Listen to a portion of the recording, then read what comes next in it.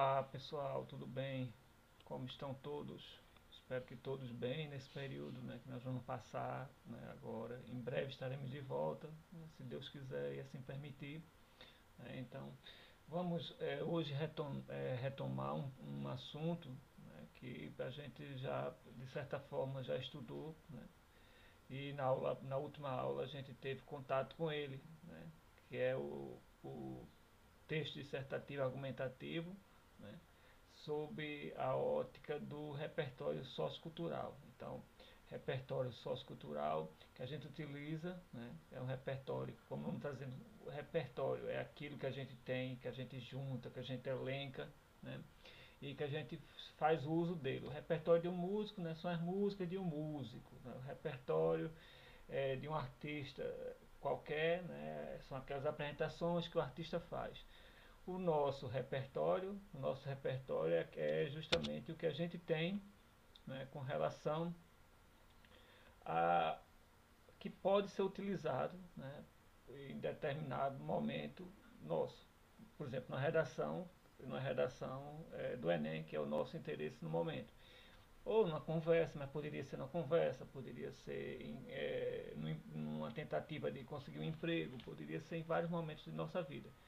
Hoje nós vamos tratar desse repertório sociocultural somente no que tange a redação do Enem, né? Ou para o Enem, que é o que interessa para a gente nesse momento. Então, é o texto dissertativo argumentativo, né? A tipologia dissertativa argumentativa que a gente vai utilizar na produção para o Enem, ok? Como tem aí, como vocês podem ver, esse repertório sociocultural pode ser definido como um saber, né, sobre várias áreas do conhecimento, né, pode ser o que? História, filosofia, sociologia, política, economia, saúde, cultura, qualquer uma outra, né, que você tem, né, que você adquiriu ao longo da vida de você por meio de suas experiências, suas próprias experiências, né, de vida. Né. Então, aquilo que você aprendeu na disciplina de história vai servir para a gente, aquilo que você aprendeu com o professor, com a professora de filosofia, né, de sociologia, né, as discussões, né, de política. Aqui, quando a gente fala em política, não é aquela política partidária, a gente está falando de política no sentido mais amplo. Né, economia, da mesma forma. Né, agora, que está muito em voga, as discussões sobre a saúde. Né. Então, isso aí o repertório que você tem pode se referir a quê? Né, por exemplo, né, porque a gente fala repertório aqui, você pode achar que é uma coisa muito complicada, pode ser uma coisa muito, muito difícil de se ter, não só quem é gênio, não é nada disso. Né. Por exemplo, essa figura aqui se refere a uma série, né, esse personagem aqui é personagem de uma série da Netflix, se não me engano, né, Breaking Bad.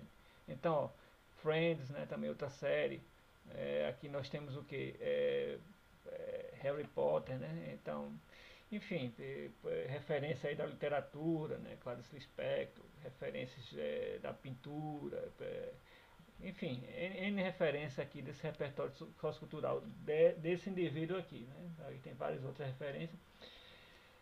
Veja que em nenhum momento aqui, né, são coisas muito distantes do que a gente tem, do que a gente se utiliza no dia a dia da gente. Né? A gente conversa com um colega sobre uma série que assistiu, então a gente precisa aprender, né, a entender isso aí como o nosso repertório, né, se apropriar de fato, né, de tudo isso que a gente travou contato com ele. Né? Nessa imagem aqui dessa árvore, que todos os recursos que a gente utiliza na produção da redação, que normalmente a gente está bem mais preocupado com ele, se refere a recursos textuais, né, da textualidade. Se refere à coesão, à coerência, né, recursos estilísticos que a gente utiliza, aquela parte mais, digamos, estrutural do texto, aquela parte que a gente convenciona chamar de redação. Mas essa redação não existe de forma alguma, por exemplo, se a gente negligenciar, né, o que é mais importante, que seria o conteúdo. Esse conteúdo é a representação do nosso repertório sociocultural. É por isso que é tão importante. Né? É por isso que estamos parando aqui para estudar especificamente o repertório sociocultural, porque ele é muito importante, né, para a gente.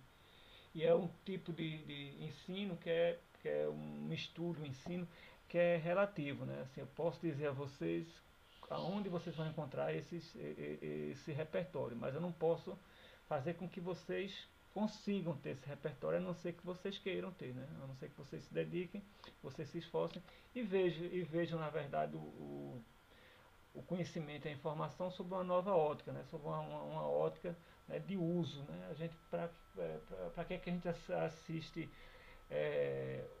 a um filme na televisão? É só para divertimento, ou a gente precisa pensar sobre aquilo que a gente está vendo na televisão, né? Então, tentar ver isso aí sobre uma nova ótica, não é verdade?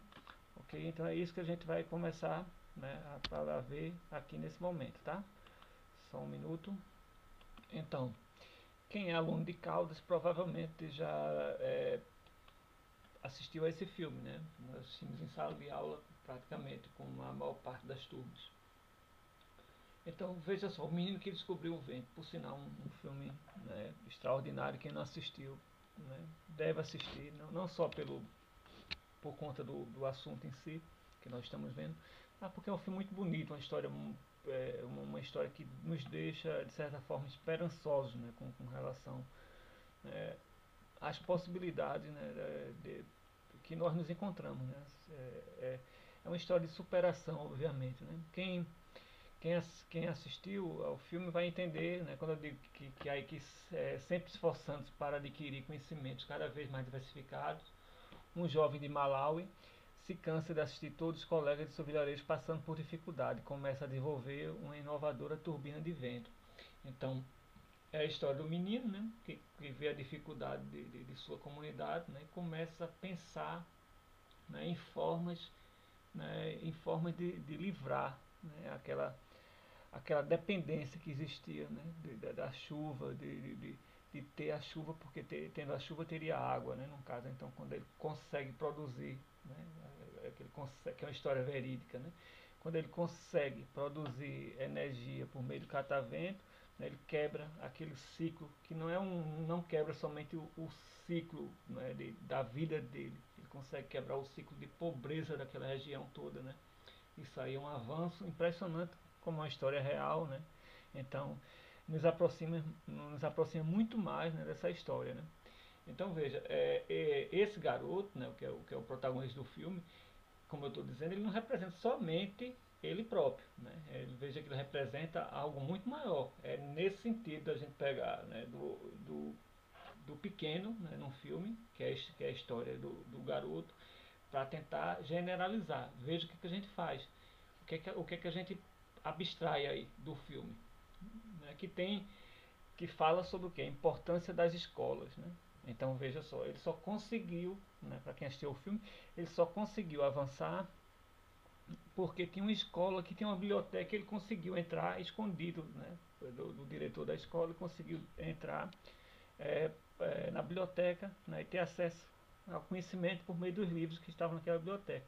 Então veja como, né, de fato, é importante essa escola, né? A união. Teve um momento que ele precisou, né?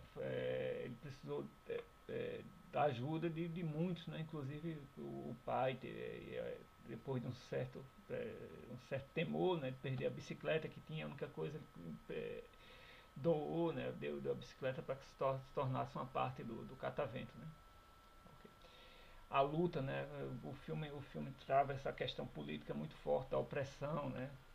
Também do respeito ao próximo, mas tem N outras, né, temáticas que você somente, né, veja, com um único filme você abrange, né, inúmeras temáticas.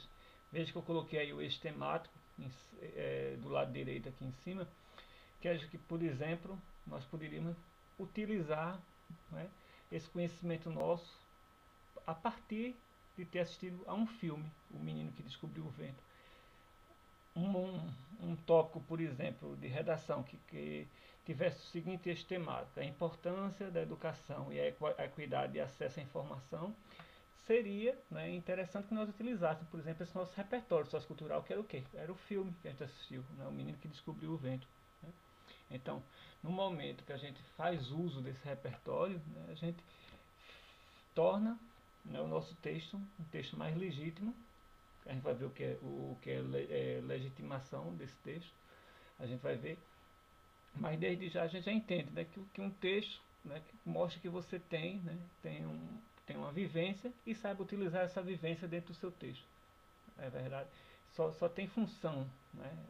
Todo esse repertório se você souber utilizar, né? Então não adianta, mesma coisa de um músico que sabe 1000 músicas, né? Mas não consegue tocar nenhuma, né? Ele sabe todas as músicas, né? Você sabe decorar as letras e tudo, mas não toca nenhuma, então não tem importância. Então você tem que saber utilizar, né, esse seu repertório dentro do texto, ok? Vamos avançar. Veja só, como é que, outra forma, né? Outra forma de ver esse uso do repertório aí. Se você tem, por exemplo, vamos manter o eixo temático, né, com relação à educação. Se você tem esse eixo temático, você pode pegar inúmeros elementos, inúmeras referências, né, de repertório.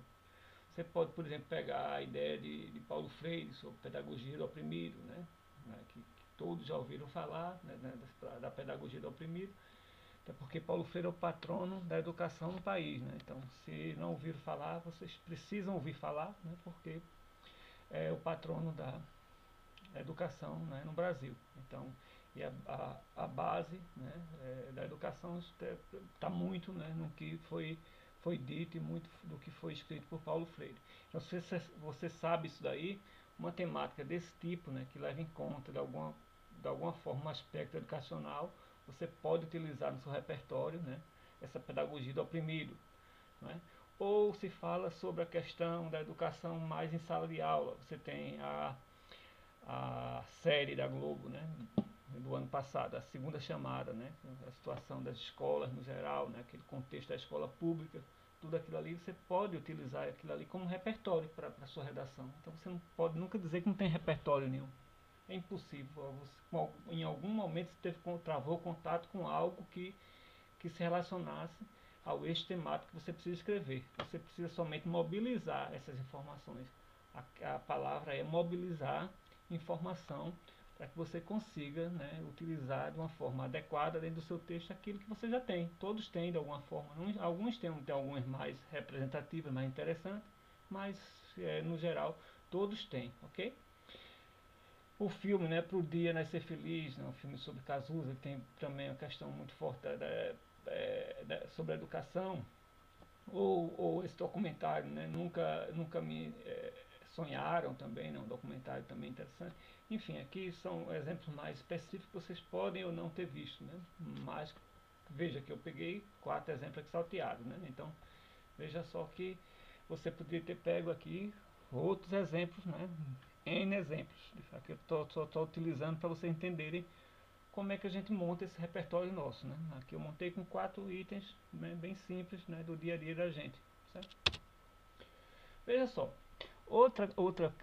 é muito comum, né, a gente se depara na internet com comece sua redação com tal coisa, então utilize na sua redação tal citação. Eu sempre acho isso muito problemático, né? Não, o bom seria que você tivesse tido contato com a obra, né? A obra, ou tivesse visto, no caso aqui, a gente vai ver alguns casos, tivesse visto uma entrevista, tivesse visto ou lido um livro sobre aquele assunto e soubesse o especialista, a pessoa que está falando ali, escreveu ou disse, né, presencialmente.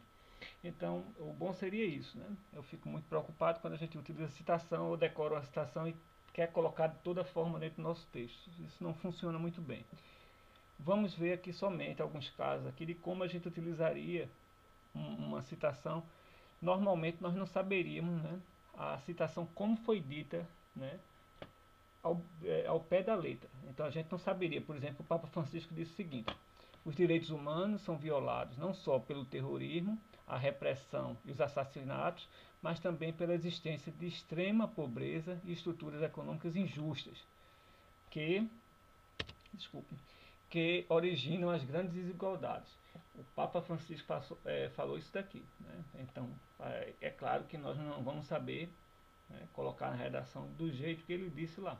Mas como a gente escutou, né, e lembra que ele falou sobre esse assunto, e lembra mais ou menos, né, o que ele disse, a gente pode colocar na redação da gente o seguinte: dentro do contexto lá da redação, vamos dizer que você queira colocar, né, relacionar com o que o Papa falou. Então, até o Papa Francisco confirma que as desigualdades sociais é uma forma de terrorismo. Então, se você está se utilizando, né, de uma forma indireta. Nós já vimos citações justamente para isso, né, aquelas citações que a gente viu como citar, vai utilizar agora, nesse momento da redação. Então, vamos citar aqui de uma forma indireta o Papa Francisco. Eu sei que seria difícil a gente saber, né, como o Papa falou, né, ao pé da letra. Não é isso que a gente precisa. A gente precisa saber o que ele disse. Então, de uma forma indireta, a gente vem e utiliza na redação da gente a informação que a gente tem. Beleza? Da mesma forma, por exemplo, aqui, ó, com a fala, né, de Nelson Mandela, né, o ex-presidente da África do Sul, né, um ícone, né, aí desse nosso período, né, desse nosso período aí de luta, né, contra o racismo. E ele disse em determinado momento que devemos promover a coragem onde há medo, promover o acordo onde existe conflito e inspirar a esperança onde há desespero, né? Então, se a gente sabe, né, que ele falou sempre de promover, né, essa paz, a ideia de paz, tanto, né, foi o Nobel da Paz, a gente pode colocar dentro do nosso texto, não diretamente, né, entre aspas, por exemplo, como está aqui, mas a gente pode utilizar, né, como citação indireta, dizendo, por exemplo, devemos sempre nos pautar por achar meios de unir as pessoas com finalidade de conseguir um resultado, né, como pregava Nelson Mandela, né. Então veja que o que nós escrevemos aqui está contemplado na fala dele, de Nelson Mandela, ok? Isso aqui mostra que nós temos um repertório a ser utilizado. Okay? É isso que a gente precisa sempre levar em conta. Outra fala de Mandela, ele diz que a educação é a arma mais poderosa que você pode usar para mudar o mundo. Essa aqui talvez seja até mais fácil a gente saber ela completa, né? A educação é a arma mais poderosa que você pode usar para mudar o mundo. Mas vamos dizer que você não saiba, né? A sentença da forma como Mandela falou, você pode dizer que a educação, né? Mandela já dizia, que é a arma mais importante de mudança do mundo, né? Então você pode parafrasear, fazer modificações aí, sabendo o teor, né, do que foi dito, ok? Você vê aí Martin Luther King, né, outro aqui, não por acaso eu estou utilizando aqui os que lutaram contra o racismo, né, é uma marca desse momento que a gente está vivendo, também essa luta, né, contra o racismo, né, por tudo que está acontecendo no mundo, né, nós não podemos nos desconectar, ok? Então, foi que Martin Luther King disse, a injustiça, no lugar qualquer, é uma ameaça à justiça em todo lugar. Então, veja, se você não lembra justamente como foi dita a sentença, você pode pegar e utilizar pelo menos o que ele disse, o que ele quis dizer, né? Então, ele quis dizer o quê? Que a injustiça para uma pessoa é ameaça a todos, ok? A injustiça para uma pessoa é a base, que para Martin Luther King ameaça a todos. Então, ó, o que é que eu precisaria saber? Né? Que o ativista, né, Martin Luther King, ele disse que, de fato, a injustiça de um é a injustiça para todos. Né? Okay? Então, de fato, a gente pode utilizar isso na redação, se couber, né? Claro que eu estou falando aqui, né, que vocês vão entender que vai depender do eixo temático, de como você configurar sua redação, de como você, de alguma forma, você vai ter que utilizar somente se houver, né, condições, né, de você utilizar essa citação dentro do seu texto, certo? Beleza? Até aí? Então vamos lá. Alguns conceitos que a gente precisa entender com relação a esse nosso repertório sociocultural, né? A questão da legitimação. Se a gente pega, por exemplo, Martin Luther King, como a gente viu lá, o Papa Francisco, ou aqui como tem o Globo, a Veja, a Folha de São Paulo, né? Ou a gente pega um portal da UOL, ou pega, enfim, não importa, né, quem a gente utilizou aí. Nelson Mandela, a gente tem que colocar, né? Porque a gente coloca justamente para ter o efeito que a gente precisa, que é que o texto da gente se torne legítimo. O texto da gente se torne legítimo, há uma legitimação do nosso texto no momento que a gente traz, não é, traz esses elementos externos para dentro do nosso texto, tá certo? Então, citar o outro, ao contrário do que pode se pensar, não é ruim para quem está escrevendo, não. É muito bom para quem está escrevendo. As pessoas querem dizer, não, mas essa ideia é minha. Isso aí importa pouco, né? Você pode não ser conhecido, Caldas pode não ser conhecido, mas se você pega o Papa Francisco e coloca dentro do seu texto, aí você está utilizando a fala de alguém reconhecido e reconhecido. Na verdade, você pega um trecho, uma reportagem que você viu no jornal Diário de Pernambuco. Então você viu, né, no diário, tá lá, então você vai utilizar a fala do veículo de comunicação e não mais a sua. Então isso é muito importante, você está legitimando o seu texto. Outra coisa, se você utiliza aquela citação ou qualquer outra forma, né, de citação, essa citação foi o que eu disse a vocês, tem que ser pertinente ao tema. Suas fontes, informações estão associadas às palavras temas. Então veja, se eu estou falando sobre educação no Brasil como meio de diminuir desigualdade social, a citação que eu vou utilizar vai falar sobre desigualdade, educação e Brasil. São as palavras do tema, né, que eu quero, as palavras-chave do tema que eu quero, né, que apareça e que seja legitimada, ok? Então entenda o que é pertinência ao tema. Precisa ser pertinente. A ideia de pertinente é também a ideia de pertencimento. Tem que caber, né, dentro do tema, ok? E tem que ser aqui o terceiro item aqui, né, conceitual que a gente precisa dominar, é com relação à produtividade, né? Se você quer saber o quê? Se você conseguiu relacionar as informações à sua tese. Essa informação que você colocou aqui, por meio dessa citação aqui em cima, serviu, foi produtiva para o seu texto, serviu para você reorganizar a sua tese ou fazer com que fosse mais aceita aquela sua tese, aquela sua ideia que você quer comprovar, que é a tese, o que você citou ajudou a construir, ok? Beleza? Vamos ver aqui somente para a gente ver como é isso aí que funciona. Veja só, veja como o repertório, o que é o repertório cultural aqui nesse trecho aqui que eu peguei na redação, que é uma problematização. Vou ler aqui só para a gente ter uma ideia. A Carta Magna Brasileira de 88, né, a Constituição, estabelece a dignidade da pessoa humana como um de seus princípios fundamentais. Entretanto, a situação dos detentos no Brasil é desumana em decorrência de um precário sistema carcerário que recebe poucos investimentos estatais, apresentando uma superlotação de celas e um alto índice de violência dentro dos presídios. Assim, medidas execuíveis são necessárias para a melhoria das condições de vida do detento nas prisões, prezando, acima de tudo, por sua reabilitação social. Então veja só, o tema, vamos entender que o tema aqui, né, seria com relação à questão do sistema prisional. Então veja que ele está relacionando, né, uma questão maior, né, que é a questão da dignidade da pessoa humana. Então, se mesmo, né, o indivíduo estando, né, privado de sua liberdade, ele continua, né, merecendo, né, ser regido pela nossa Constituição. É esse repertório aqui, da Constituição Federal de 88, que está sendo utilizado nesse trecho do texto. Ok? Notaram?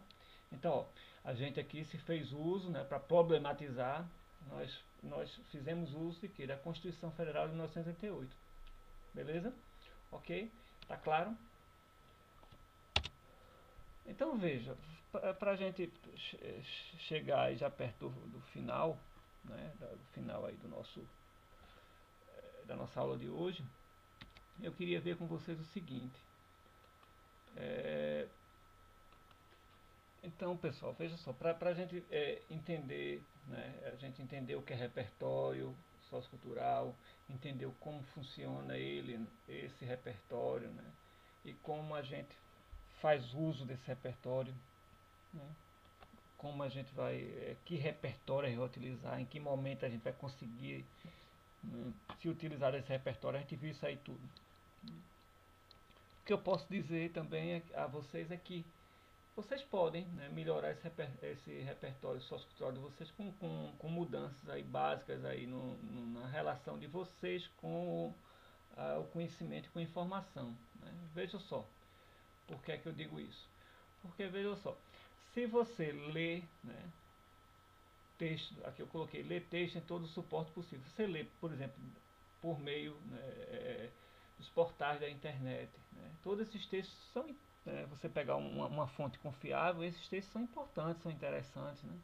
São aceitáveis, né, que você utilize esses textos. Mas para isso você precisa estar lendo, né, na condição daquele leitor crítico, aquele leitor que quer utilizar o texto, né? É diferente da gente ler por ler, né? É, e ler quando a gente vai utilizar em algum momento aquilo ali, né, aquela informação. Quando a gente vai mobilizar em algum momento aquela informação para algo, né? Mesmo que não seja para redação, mas que a gente, numa conversa com um amigo, numa conversa com um familiar, numa conversa com uma pessoa, enfim, com um colega nosso, enfim, a gente vai utilizar aquilo ali, vai fazer parte do nosso repertório. Então é bom que a gente veja sobre esse prisma, né, de, como eu coloquei aqui, ó, assistir filme, ler textos, né, séries, músicas, né, sempre sob a ótica, né, do que isso vai servir para quê, né? Eu tô lendo esse texto aqui, né? Ele fala sobre o quê, né? Em que momento eu vou utilizar da minha vida, eu vou utilizar isso aqui, né? Como é que eu vou utilizar isso aqui, né? Então tudo isso aqui é muito importante porque, primeiro, porque a gente precisa ler, né, entender e questionar, né, tudo que a gente está lendo. Questionar não é só tentar ver se existe algo de errado, né, nesse sentido. O questionamento é fazer com que a gente entenda, né, de que forma aquela obra que a gente está tendo contato com ela se relaciona com o mundo, mas não é com o mundo qualquer, com o nosso mundo. Ela só vai começar a fazer sentido se nós relacionarmos essa obra com o nosso mundo, né? Se a gente vê um livro, né, que fala sobre opressão, né? O livro fala sobre opressão. A gente vai ver, rapaz, eu me coloco na situação daquele personagem ali que foi tão se sacrificou tanto, né, pelo país dele lá, e no final só foi, né, terminou na guilhotina, tal. Enfim, aí você vai se colocar, né, no lugar daquela figura que foi oprimida, né, daquele personagem, e aquilo ali, de alguma forma, vai te mudar de alguma forma, né? Essas mudanças, né, vão fazer parte do repertório de você, não só para a redação, mas o repertório para a vida toda de vocês, o repertório sociocultural para a vida toda de vocês. Então, quando vocês precisarem, vocês vão se lembrar, eita, eu li num livro um personagem que era mais ou menos assim. Ele também sofreu muito, né? Tentou ajudar todos, né? E no final das contas só recebeu, né? Só recebeu pancada, ok? Então veja só, você precisa tentar ver com outros olhos, tá certo? É isso que faz com que você melhore o seu repertório, aumente, expanda, né, o seu repertório. E ler, né? Ler é fundamental, né? Assim, tem muita coisa que eu estou tentando passar de informação para vocês, mas sem leitura, sem envolvimento, é muito mais difícil, é muito mais complicado, porque depende dessas visões de mundo que vocês vão construindo a partir do momento que vocês vão se deparando com várias manifestações culturais, né, sociais, informativas que vocês vão tendo, travando durante a vida, ok? Então, esse repertório, né, é como vocês, né, guardaram essas informações, né, em que local vocês guardaram e como vocês vão utilizar, beleza? Então, eu vou aí me despedindo de vocês, né, me colocando à disposição, né, sempre vocês tiverem as dúvidas, vocês vão, né, a gente está sempre à disposição, e vamos lá, tá?